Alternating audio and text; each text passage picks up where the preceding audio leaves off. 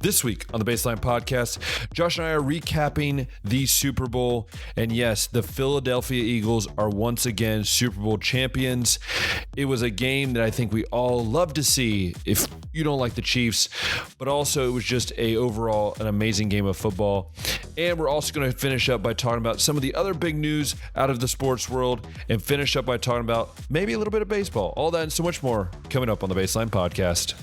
Hey everyone, welcome back to another episode of the Baseline Podcast. I'm Ben, that's Josh, and we are here flying into a great week of the podcast. If you didn't get the Sick reference, that bro. joke or that reference, yeah, I'm good with that. Anyways, Fahe's joining us as well. She's in the corner over there. But no, we are alive and well. We survived Super Bowl weekend. I'll be honest with you. I didn't watch the Super Bowl because I was like, it's a Sunday night. I've already done this once.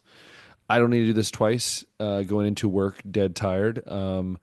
But I know Josh probably paid a lot more attention live than I did over here in Europe. hmm But I'll let Josh kind of take that away. But I think it's before we get into that, Josh, how is your week? How's the weather over there in Ohio? I know it's freezing cold here. So how you doing? Yeah, we were dealing with a couple days of freezing rain, so I Oh, had to gross. keep my car up a lot longer. Spent a lot of time scraping what seemed like a half inch of ice off of every single window on my car, but that's the weather we've been dealing with. Temperature wise, though, still just been in like the low 30s, nothing crazy. I know most of the country is excited with the Super Bowl results, at least with everybody that I was watching with and everybody I've been chatting with. I Absolutely loved it. How I about feel like overseas? no, yeah, I'll get. I do feel like that we've slowly become like the podcast has become like a weather report for our places in the world. I feel like it's just the beginning. We just give a weather report. I feel like we're just like it's part of our news channel, the Bowden and Burris network. But no, it is interesting. Actually, I one of my players, he got into football a few years ago, and like the Chiefs are his favorite team, so he loves like Travis Kelce and all them. So for him, it wasn't great, but I also coach with a guy who's a Eagles fan. He's from Philadelphia, so obviously, but I think it's not as big here. Like I feel like it's people watch Super Bowl for sure, but I feel like they don't really care who wins. I mean, unless you have a tie in there. I think I always joke it's like when Ben Roethlisberger, who's from Findlay, got drafted by the Steelers. The Browns city of Findlay, basically, they were a Browns town, turned into a Steelers town. I think it's gonna be the same with Hungary. Once the first Hungarian makes the NFL, it's gonna be whatever that team is. So, in general, I think it was definitely exciting. But I watched a few of the commercials on YouTube, and they sucked, which is nothing new. They really all did. There wasn't Um, anything exciting to watch no, outside. I did not so mind having to go pee in between plays and no. stuff. So and look, the halftime show is probably the worst halftime show I've ever seen. I Yep. like it was just a I don't care what protest. anybody says. No, I it don't was like care a what anybody protest. says. It was a protest laced thing, and I thought David Cohn summed it up great. Where he's like, he was talking about how like people were saying like how did you make the first half of the Super Bowl look so much more interesting than the halftime performance of the Super Bowl? So I think that's where we're kind of at. But I want to get your take on kind of the extracurriculars of the Super Bowl and also the Super Bowl itself. Extracurriculars. Yeah, I think Matt Walsh said fascinating job by the NFL for bringing somebody in to perform at halftime that 90% of its fans couldn't understand a word that he was Dude, it was saying, just but blabber. kind of makes sense. I understand that, and I thought that Kendrick Lamar would put on a decent show. I thought like when we were in college, he had a couple nice albums come Yeah. out. The Damn album was awesome. The Black Panther soundtrack was awesome, but even as like I guess I wouldn't say I was ever a big fan, but I thought he put out some decent music. It just wasn't that exciting to watch, No, honestly. no. No, but What's up with the, well, where's yeah, and also where's the diversity side of it? I thought we were supposed to be diverse, and I'm pretty sure there was no Caucasians yeah. feel like there was nothing there, but I don't think so.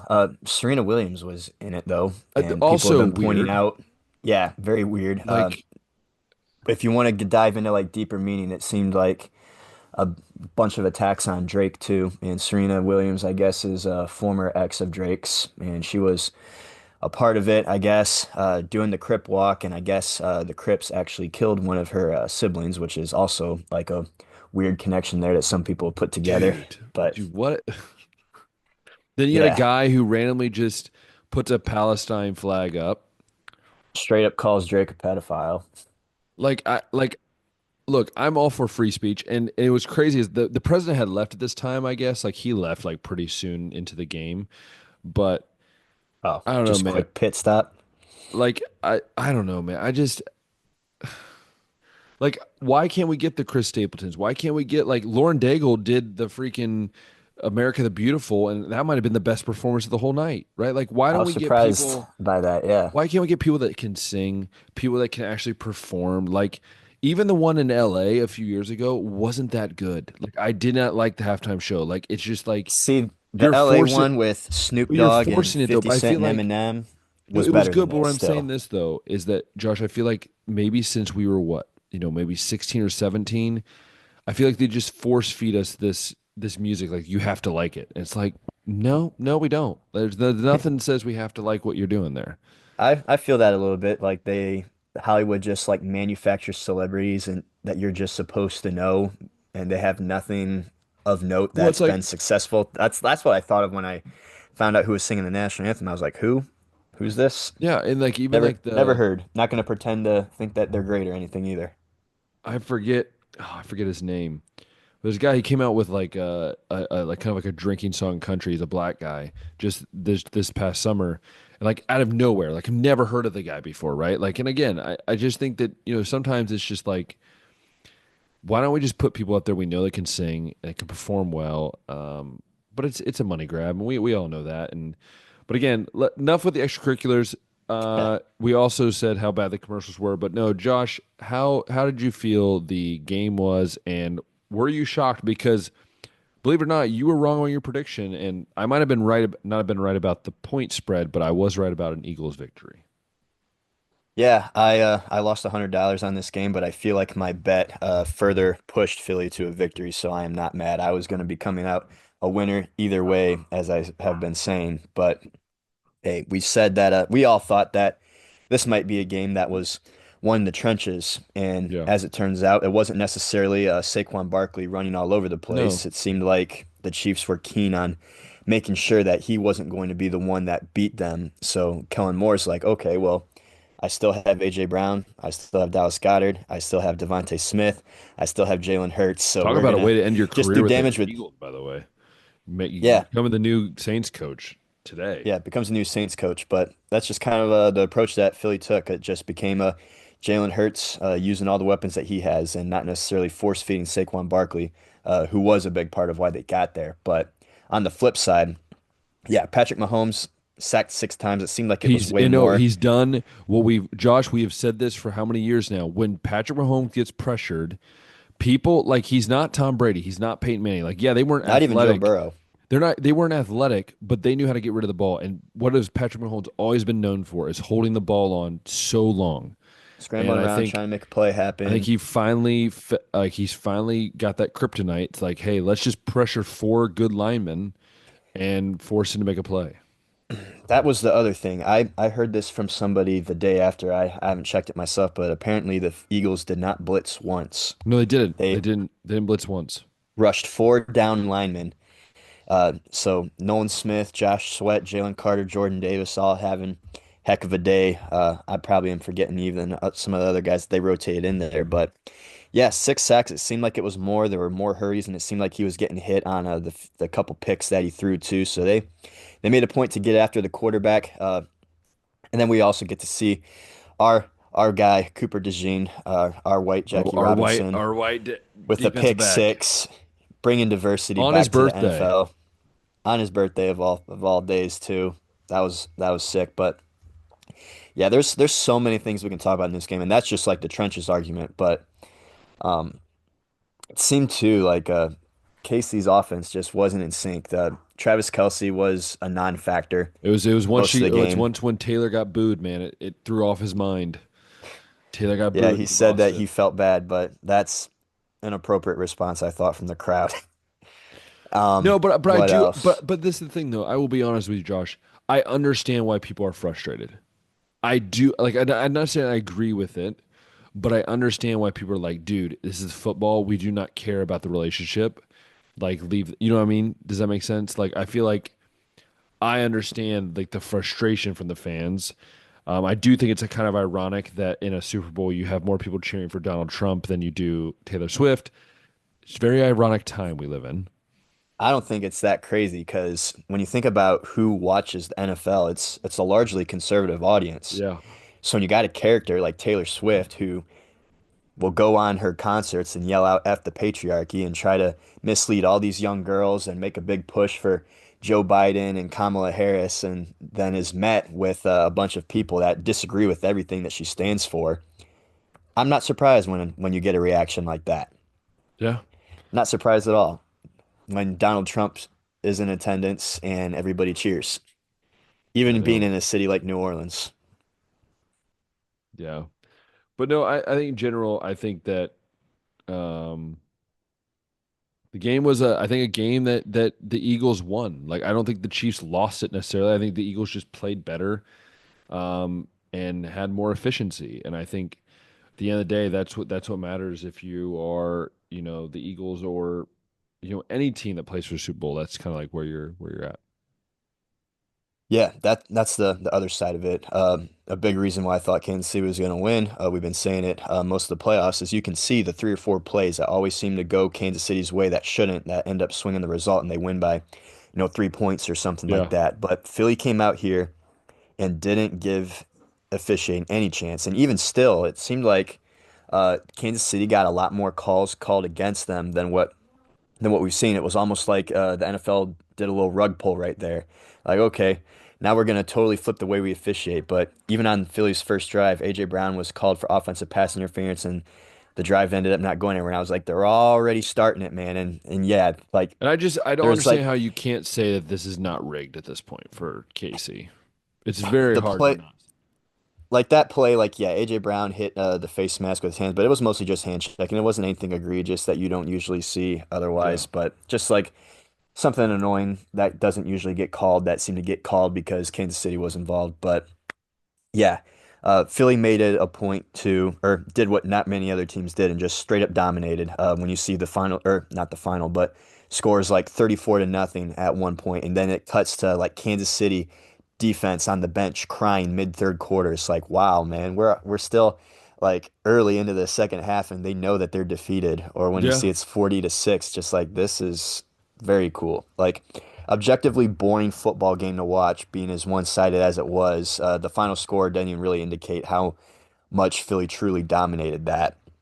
But the end result, super pleased by with Philly coming out with that win in the fashion that they did against the team they did. It was very, very satisfying and a huge win for NFL fans all across the country. Oh yeah, dude, the best thing is when the best fall, right? That's kind of like the old saying, right? And I think the Chiefs have been great, but that just shows you how amazing the Yankees three-peat was, the Patriots three-peat was, the Bull, like it just Patriots didn't showed three-peat, they didn't three-peat, sorry, they won two. But three out anyways, of what four. three out of four. So what I'm saying is it's so hard to do what few have done. And I don't know if it'll ever be done again. I really don't know. It'll be interesting to Yeah, see if there has the last three-peat quote unquote in football was the Packers when they won the last NFL championship and the first two Super Bowls, but nobody's won three Super Bowls in a row. Uh, New England, like we said, won three out of four. Kansas City was in line to win three in a row this time, but even in other sports, it's super hard to do. Even Golden State, they won three out of four against Cleveland, not three in a row over there. Uh, I think the early 2000s Lakers three-peated with Kobe and Shaq. Mhm. But yeah, just even in other sports, it's super hard to do. That was something that was a talking point all year long. Would Mhm. Kansas City be able to do it? And they put themselves in position to get there, but they would just ultimately were met by a better team. And you gotta give kudos to Philly for just winning. It seemed like in every single They just facet of seem the game. they just seem like they wanted it more, to be honest with you. Um, that's the vibes that I got, I think. But at the end of the day, The other thing that yeah. fascinates me about this is Saquon Barkley being a running Dude. back that they went out and paid for in free agency, and Oh, if just you're Giants, man, if you're Giants fans right now. yeah, well, Giants fan that we know, Chris Drew was excited that Philly won and that Saquon actually got a championship. He was saying it on the next day over on Menace to Sports. But what I was getting at with that was teams haven't been paying running backs or haven't been as eager to pay running backs because when you look at all the Super Bowl champions of the last 2 decades or in the 2000s, the Yeah, highest paid running back on the team is usually making like $2 million tops. yeah, So to go out uh, and leave uh, a running back room that had DeAndre Swift in it and go out and pay for a guy like Saquon Barkley to come in, yeah, yeah, it was an interesting move because it's just like it doesn't seem like that it's conducive to winning Super Bowls at least. And now that Philly's done it, maybe Baltimore paying Derrick Henry some can pay off. And I know that McCaffrey's on a relatively high contract too. I think still the highest paid running back in the league over at the 49ers, and they made it last year at least. But yeah. teams just are looking at that and saying we can spend our money better in other areas that might help us more. But Philly goes out and makes it a point to go out and get a weapon like Barkley, and it ends up being, like we said, a big reason why they got to the game. Wasn't Yeah. necessarily the reason that they won this game, but definitely was something that helped them along the way on this journey. Hmm. So we'll see if it ends up maybe swinging a little bit more to running back's favor if teams will look at that and try to replicate it, or if it's just a one-off incident. But Yeah. we'll I see. mean, the next thing for us, football wise, you might not hear a ton of football outside of today. You'll hear some sprinklings, things that happen we'll talk about, but the next big football thing is Josh and I's favorite thing is mock drafts, which will be coming Mock out. draft season, Yeah. NFL Which scouting will be combine at the coming. end of February. Yeah, usually end of February, beginning of March, we give you our 1.0. And then we'll obviously give it. And I think this year I want to score it. So I'll put like the score, like I'll try to, when I edit this, I'll put the score of whatever it was after Mach 1 and then Mach 2. We'll try to see how many we think after the draft. We'll see out of all of our mocks who had the best mock, Hmm. which I think it's going to be me because Sauce Gardner was chosen where he was supposed to. And I'm going to live on that. You don't even know who's gonna be the number one pick right now. That's the I do. crazy I part. do. I feel it. Who's it gonna be? I think it's going to be, I'm going Cam Ward. I I think it's going to be Cam Ward, and I think the Browns are going to surprise people, and they're either going to trade down to like 5 or 6, or they're just going to take Abdul Carter at 2. I think that's what's going to end up happening. If I had to guess, I would guess it's Cam, but it seems like there's always a bona fide, obvious number one pick, and this year I don't think there really is one yet, No, but once we get closer to draft day, that might change. But yeah, draft season's fun. It's interesting to see it's our which favorite players time. pop It off at really the is. combine, which ones might get a little bit more overreaction, which guys emerge as superstars, which guys Yeah. end up getting talked down and might slip. But yeah, so that'll be mostly the only football content that we'll be putting out from here on out. But unless you had anything else to talk about the Super Bowl, we got No. some opening baseball Well, discussions I will with say before we do that, we should maybe mention our other football news for college, since I feel like we're okay, already in yeah, the football let's world. let's go ahead and knock that out. Yeah. Yeah. Tell us. So, so Ohio State obviously won the national title. You remember that, Josh? Remember they won one and Florida didn't. Um, Actually, it's funny though. I think about this is the last time Florida won a national title would have been. I think that was the year they beat Ohio State. Right? Was the last time they won a national title? Right? They beat Oklahoma in '08. Oh, wait. Sorry. So it was yeah, that would be right. Yeah, yeah, yeah. So, anyways, no, Ohio State won the national title. Obviously, you had guys leave. You had Jim Knowles go to, which Josh and I say this all the time. It's such a confusing move, but it is what it is. He goes to Penn Off State. to Penn State. You have Fry who left the O line coach position to go be the O line coach at Arizona Cardinals. You also lost Chip Kelly to $6 million to be an assistant Weren't gonna coach. top that. Yeah, an offensive coordinator. So a lot of changes. Well, we have most of it filled out.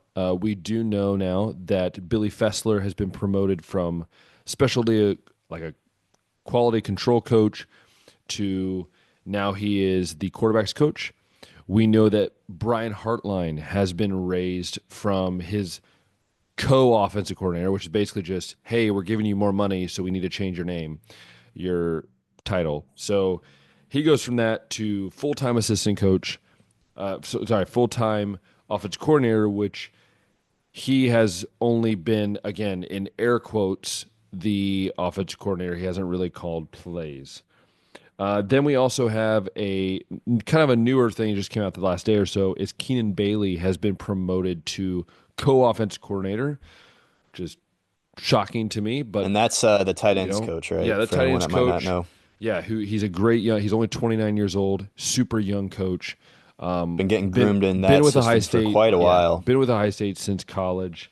You didn't see this. I'm going to make fun of this because I think it's funny. Internet kind of went wacko, so I'm just going to continue where I left off, which you don't really know how wacko that gets because Josh freaks out and then I freak out and then it all goes anyways. Anyways, getting back to where we were. So I talked about how Keenan Bailey is finally going to be promoted to a full-time not a full-time role. He's had full-time roles, but going from position coach to a offensive coordinator, it's kind of I think it's kind of the similar thing of um Brian Hartline a few years ago, where it's more of, hey, we need to pay him more money because he's trying to get, their teams are trying to steal him. And he's a great young coach. He's done wonders with the tight end room. He's helped in the receiver room as well. So that's really awesome to see. And then obviously, the other addition would be, I think it's Tyler Bowen, I think his name. I can't remember off the top of my head. But he's the offensive line coach, the new offensive line coach. He left Virginia Tech. Josh, you'll never guess. Left Virginia Tech as an OC to go to Ohio State and make, I think, about probably 200,000 more dollars to be the offensive line coach and focus on the run game. So again, we don't really know anything else. We do know defensively. I just saw an article. They are interviewing Matt Patricia, obviously a Belichick disciple, a guy who has been around the game. It's kind of a similar defense that he likes to run as what Jim Knowles did. So you kind of keep everyone happy with that sense. Um, I want to get your thoughts, Josh, as more of an outsider. Obviously, you're around Ohio State, you see Ohio State, but what do you think about these moves? And does anything kind of perk your head? Does it kind of confuse you a little bit? What's your thoughts? Well, I don't know. I would have thought that going out and making a move like Chip Kelly would have meant that they were going to go out and get a big name at offensive Yeah, coordinator yeah. too once again. But I understand having to do some things to keep Brian Hartline happy, and then I guess you make Keenan Bailey a co-OC so that he doesn't have to necessarily do it all by himself for the first time. But yeah, Bailey's another guy that has always seemed to be talked 29 about years highly old. by former players, even on recruiting visits, just the role that he plays there. So another coach in the making, or good coach in the making. I'm guessing that you just gotta give that role to, and hopefully it pays off for him. But yeah, the Virginia Tech OC coming over and taking just the offensive line job. I think that this is part of the new The new college age. football of Yeah. taking demotions, I guess. We literally just saw it with Chip Kelly being a head coach at UCLA and being willing to come over and be an assistant coach, or Jeff Hafley being a head Yeah. coach at Boston College and taking on an assistant role in the NFL. We're seeing it more and more former head coaches that are seeing that the grass isn't always greener, but also usually when you get your first head coaching job, it's at a lower level program or like a solid G5 program, and you almost get punished for being good at your job. I was listening to Josh Pate talk about this recently, but you build a team up, you make them good. All your assistants leave, all your best players leave in the transfer portal to go and basically be now you're a farm system for the top programs in the SEC and the Big Ten. So it's like, well, True. I'm getting tampered with all the time. I can't consistently build a program at the G5 level, so maybe I'll just go and be a coordinator again at one of these bigger programs.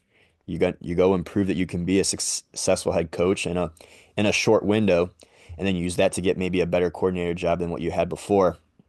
But yeah, it would make sense that it would also be maybe at the coordinator spot, maybe calling plays at Virginia Tech wasn't all it was cracked up to be, and you're like, you know what, I'll just back to specializing. I know I'm good Yeah. at develop an offensive lineman, and I'll just go and do that for a bigger program instead of being like a higher level coach at a lesser program. But I think that's Sure. part of the new NIL and transfer portal era is that coaches aren't necessarily looking for those big jobs anymore. Like that, it comes with so much more Hmm. responsibility than what you initially had before. That I think a Yeah. lot of them are just like, I don't need it. Yeah. Then what do you think about the Matt Patricia? If it does happen again, it's not finalized. It's a lot of people believe it's going to happen. What do you think about that move? Is that a move that makes sense, or are you shocked they're kind of going almost like a flip of what they're doing with the offense? It's kind of like they're doing the Chip Kelly of what they did with the offense last year, I think it'd be great. I thought Matt always had solid defenses when he coached with Belichick and the Patriots, and and wasn't the OC for the Patriots. yeah, that was weird. So just get him back on like the side of the football that he's good Yeah, at, and I think that's like that move where it's like, okay, didn't see that coming. We threw out some names that we thought they might go get, but here's a guy that you didn't maybe think was necessarily available that is available. and love So, safeties, and Ohio State has a lot of good safeties. hmm yeah. So if it does end up coming to fruition, ends up being the sign, I think it's a great move for the Buckeyes. Yeah. So it's gonna be fun. It's gonna be a fun off season. Again, we'll keep you up to date with things that change with college football because things are always changing. One kind of note: if you're from Ohio, you'll know this already. If you're not, you probably have no idea. But the great Jim Tressel is entered the world of politics, and when he did and if you didn't know, he was named the new lieutenant governor of Ohio, which basically makes him like the vice president of Ohio because the current or the former one that just resigned because he took JD Vance's seat in the Senate. But anyways, Jim Tressel when he did his interview, he sounded like the most non-politician I've ever heard say his I don't know if you listened to any of that interview or like his I statement. haven't.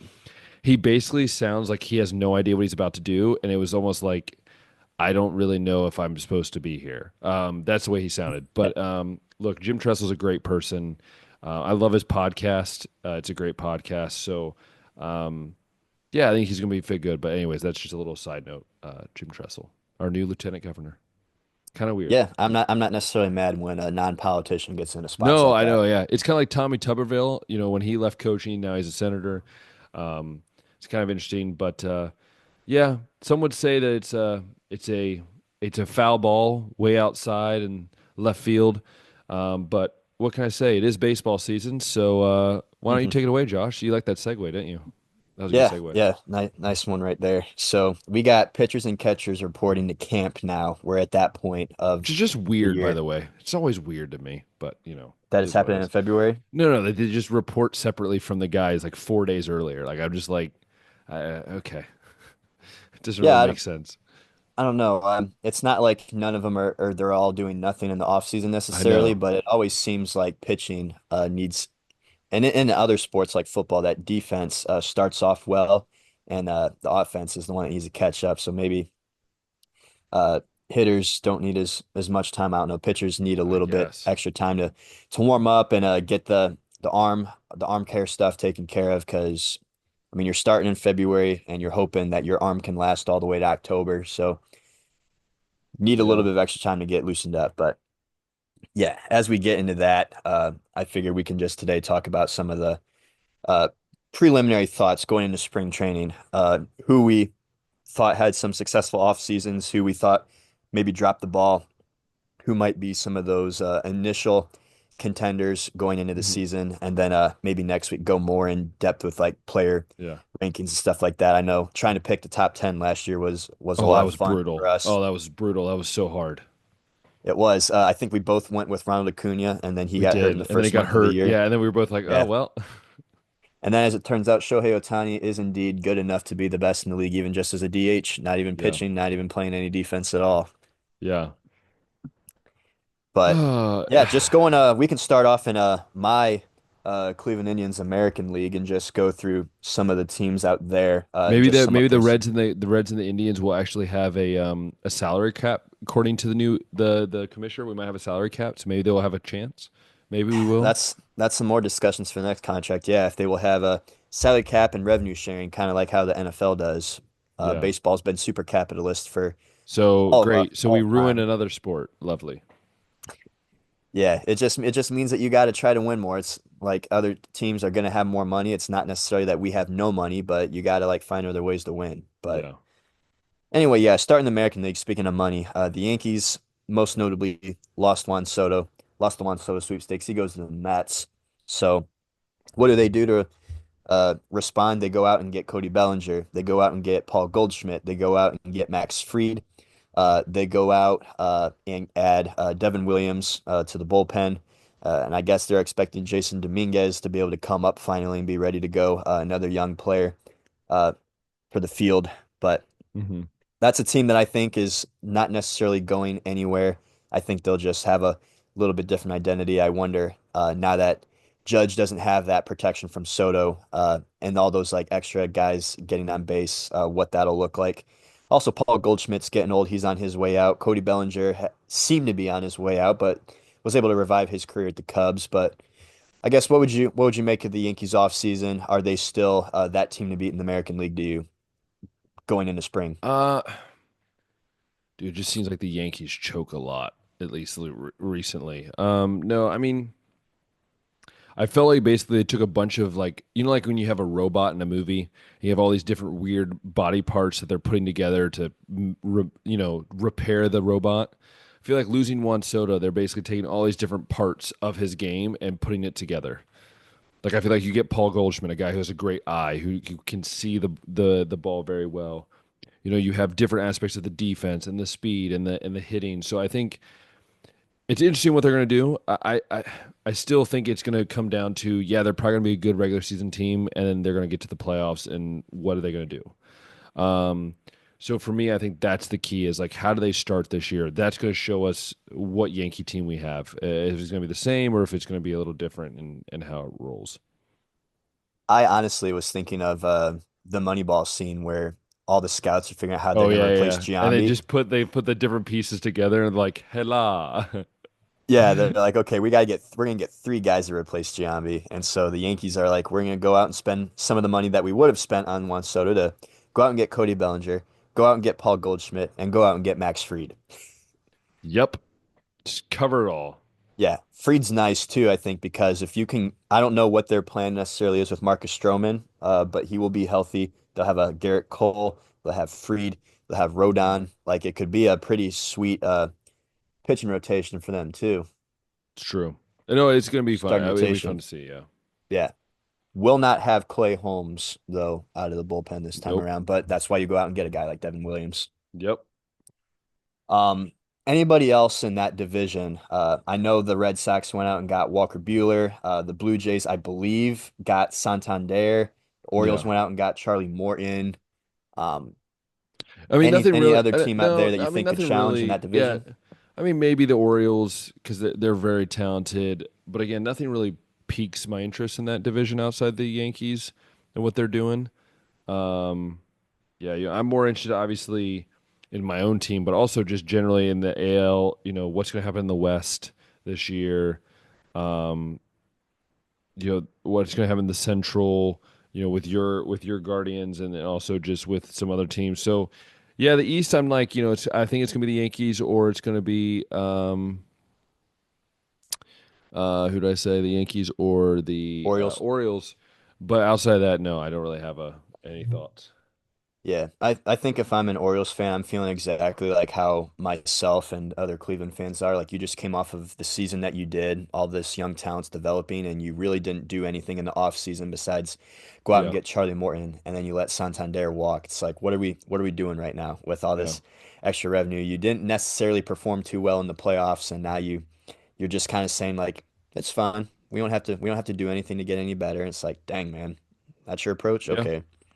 Not really serious about winning out here. But moving over to that AL West, I know the Rangers were a team that I was talking about last year that a lot of teams were talking about coming off the World Series, and then some of that young talent that they had, like Evan Carter and Wyatt Langford, necessarily didn't explode on the scene like everybody thought. Corey Seager had some injuries. They had some injuries on their pitching staff. Like it was just a really up and down year.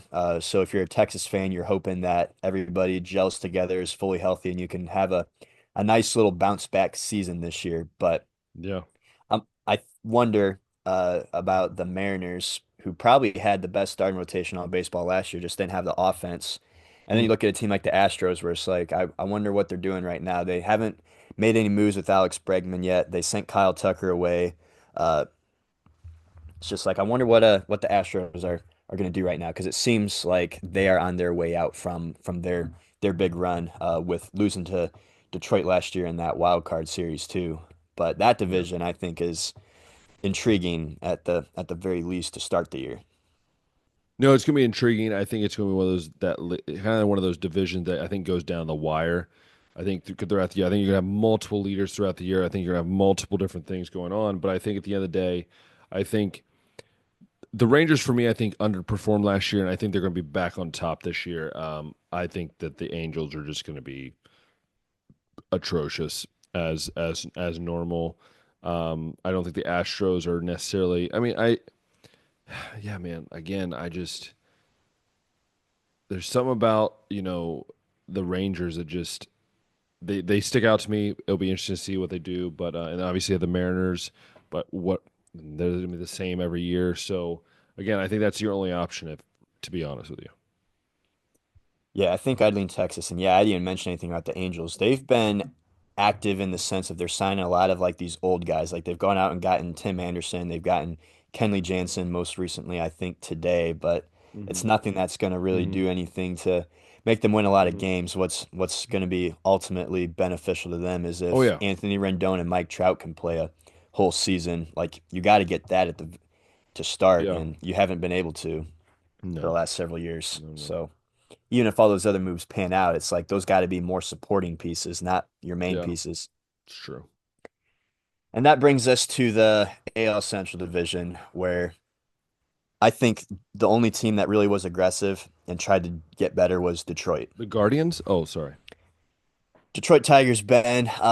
It's nothing that's like necessarily earth-shattering, but it's more than what most other teams did. There were four teams in this division, Hmm. right, that made the playoffs last year, Yeah, and they almost all proceeded to have the quietest off seasons, yeah. trying to do nothing to separate or move ahead in the division. The most that you really got was Detroit going out and getting Gleyber Torres.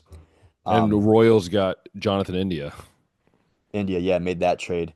Uh, Detroit also brought Jack Flaherty back from the Dodgers after making that trade, and then added Alex Cobb, super old starter from Cleveland that went 2-1 last year in his limited action. But yeah, I thought that there might be a little bit more aggression. There wasn't, and super frustrated. Obviously, I've been saying it all year long about Cleveland. Just okay, we shed Andre Jimenez contract, we shed Josh Naylor's contract, we quit the fan fest and are making that like a every 3 years kind of thing. We got all this extra revenue from the playoff run. We got all this extra revenue from like merch And then sales. Like, okay, nothing. we're gonna do something exciting this offseason with all this extra cash. We're gonna go out and make a push to make ourselves the clear-cut best team in this division. And what we proceeded to do was go out and just add Paul Sewald to the bullpen, re-sign Shane Bieber, and that's about it. They said, no, we're fine, we're good here. We got all the pieces that we need in the building, which we clearly don't. And then you got the Kansas City, like you said, just went out and got Jonathan India. They got some nice pieces there, like Bobby Witt and Vinny Pasquantini. The White Sox, I guess they're just like, we can't Bad. possibly be any worse than we were before, even if we brought the same team back, right? And then the Super bad. Twins, who Yeah. seem to be streaky.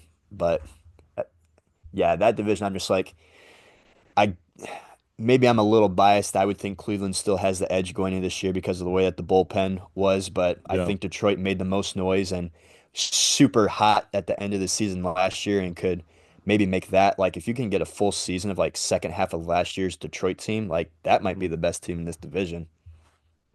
No, I agree with you. Everything you said, I copy that, and I think, um, I think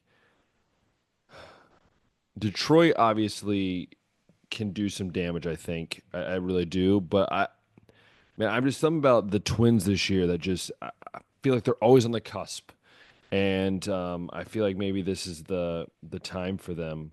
But I think we have to wait and see, and I think there's gonna be one of those wait and see divisions.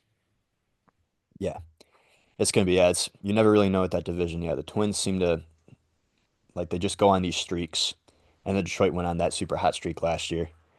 We're seemingly giving up by trading Flaherty to the Dodgers, and then it turns out that they make the playoffs anyways. And oh, by the way, they went out and got Flaherty back. That's just funny. Yeah, yeah, Yeah, yeah. so that's some American League discussion right there. We can flip over to National League, and we'll start out in the National League East out there with the Mets Hmm. going out and getting the big guns with Juan Soto, and they somehow also managed to hold on to um, Pete Alonso. And were they also the team that got Clay Holmes? I'm trying to remember. It was either them or the Cubs. I can't remember. Let me see. Whoever it was thinking of making him a starter. Yes, so Clay Holmes is a Met, and I think they were talking about making him a pitcher for the starting rotation too out there. And they're going to need some arms because they lost Luis Severino, they lost Sean Manoah, I believe.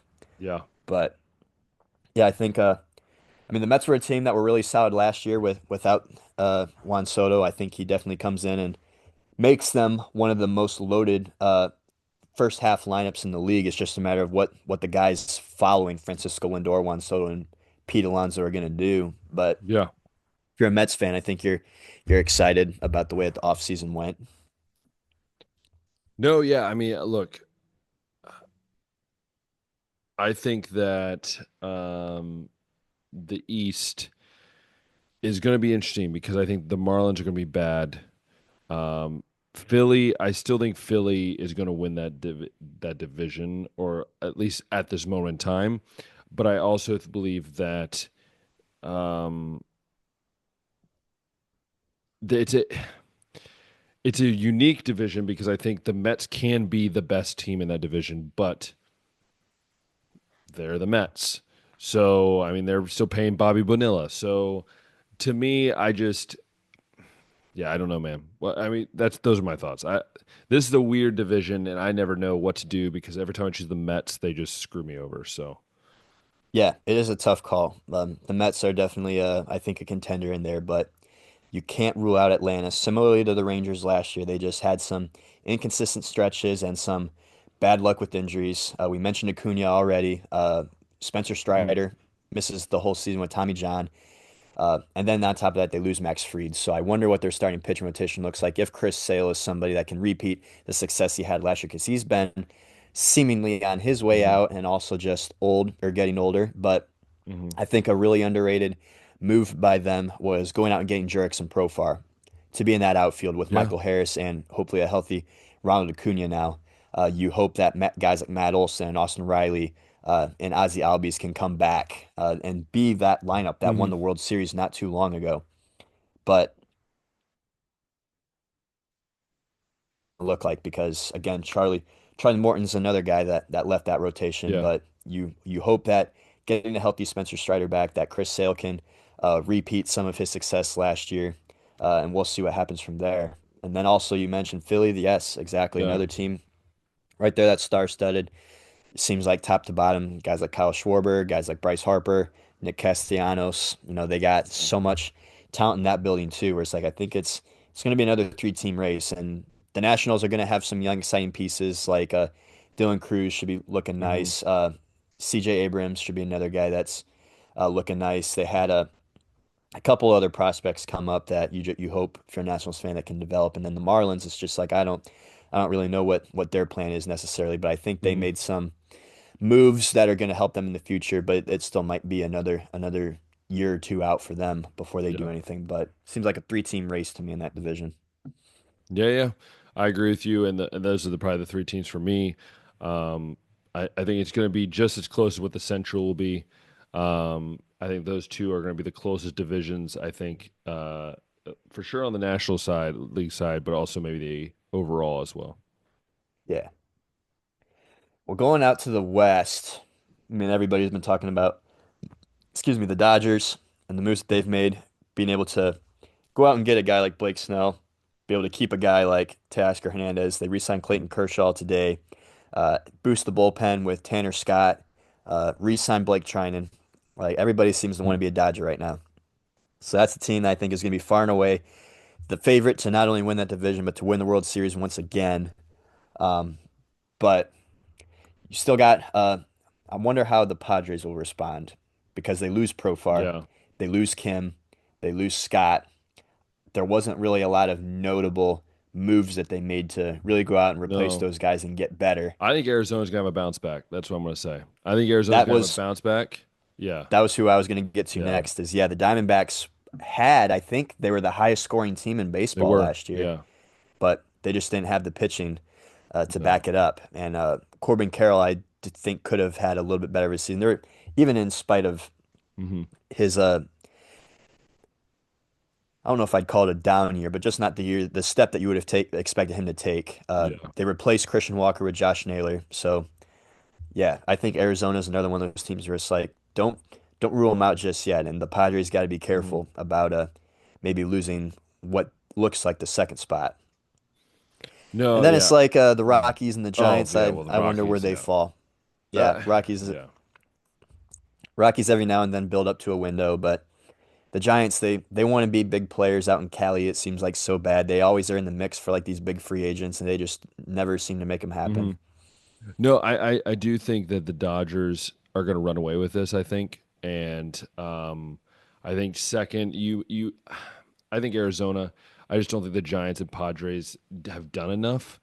And the Rockies are the Rockies. So for me, I just think um, another big aspect is obviously familiarity with your team, but also, what are you doing to make that big boom to get them excited? And I think, the Dodgers are always doing that. Kind of like what the Reds I thought were going to do this year.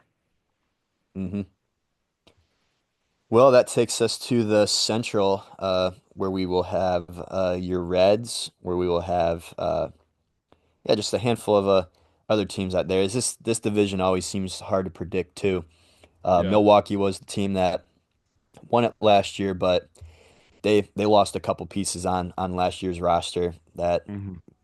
might not make them as dominant of a team as they once were, but we'll see if teams like the Cubs maybe can Hmm. make a push. They went out and got Kyle Tucker to replace the hole that Cody Bellinger is going to leave. The Reds got some exciting young Oh guys. yeah. We'll see if any of them pan out. We'll see if the Pirates ever care about winning. I don't know if you saw this, but they haven't signed a player to a multi-year Yeah, I contract saw since that. 2016. I saw that. That should be Yeah. a crime. Like you haven't signed anyone to farther than a one-year deal, or they've just been on their rookie contract. That's incredible. So That's no, they no, no, embarrassing. That's so no, I shameful. read it. No, I read it. It was only free agents. So like their own guys, they've done extensions, but I believe it was just free agents. So like non like team. Does that make sense?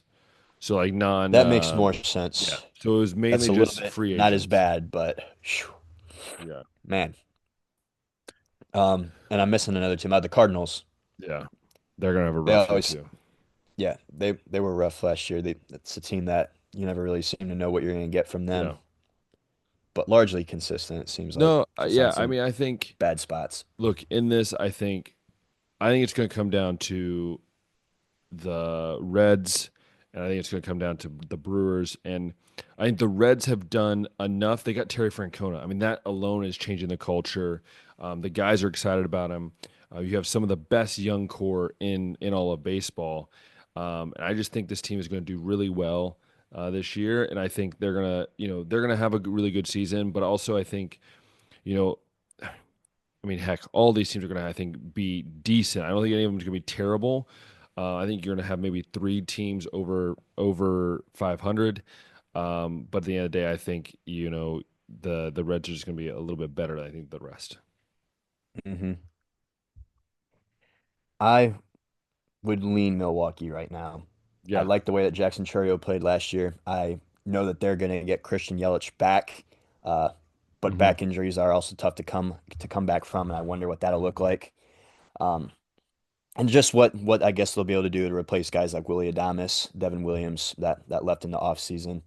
But yeah, it's right now it seems like it's up for grabs. Maybe as we get into spring and see some more stuff going on, it'll be a little bit more clear. But yeah, that's a division that I feel like is really up in the air. But I guess I'll take the safe bet and go with last year's winner, the Brewers, for now. Yeah. But Hey, gotta go my too. mind's open to being changed. Wow, you know what? You're one of the very few. You're one of the very few in this world. Um, Anything else on your mind today, or you think what we call it an episode here?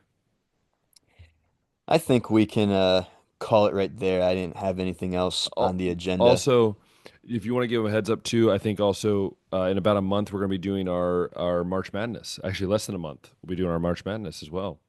Brackets. Oh, it was a heck of a week in college basketball this Yeah, weekend or this past weekend. yeah. A lot of the top teams ended up losing. So that means Auburn that, lost by to the way, Florida. him saying that means that Josh and I's brackets are about to be absolutely atrocious. Um, and that Rebecca or my mom or my dad or my, yeah, or anyone that doesn't really watch football, doesn't watch basketball is going to be, yeah, struggling because, Yeah, I don't know. I'm trying to start seeing some of these teams, and I mean Auburn's been like the most dominant team so far, but Florida got them. But Florida's also like a top five, top six team. Yeah, Tennessee, I think they were two. They went down. Alabama was three, and they survived a game against Arkansas. yeah, Clemson, at least last week was unranked. I don't know where they're at this week, but they got win over Duke, and then they yeah, just beat my Tar Heels. So they're a team that might be heating up at the right moment too. But yeah. It's a fun time to be someone in sports podcasting, and so yeah, it's been a good episode. Again, we will have more preview of the baseball season next week. We'll try to do our player list. It always is a butchered list, but it's we'll tough, do our but it's best. fun. Yeah, we'll do our best, and we'll see what happens with that. If you love listening to us on, or sorry, watching us on YouTube, go ahead and click that thumbs up button, hit the subscribe button, hit the notification bell. Usually, it pops up in this general direction over here. And if you love listening to us and listening to our conversations, the stupidity of it, I understand. It's not for everyone. Then please make sure that you like and you rate our show on Spotify or Apple Podcasts as well. Yeah. Once again, I just want to say thank you. Hope you had a great time with family and friends watching the Super Bowl, and I hope that you have a great week ahead of you and a great weekend as well. And until next time, we'll see ya.